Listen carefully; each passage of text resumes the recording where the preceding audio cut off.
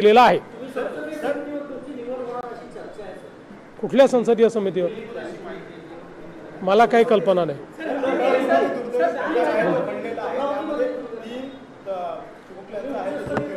अतिशय दुर्दैवी प्रकार आहे।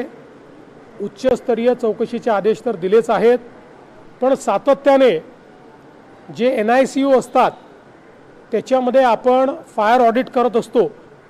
फायर ऑडिट केल्यानंतरही तिथे अशा पद्धतीनं आग का लागली, फायर ऑडिट केलं होतं की नव्हतं केलं, की कागदावर दाखवलं होतं की चुकीचं केलं होतं, या सगळ्या गोष्टीची चौकशी आता केली जाईल।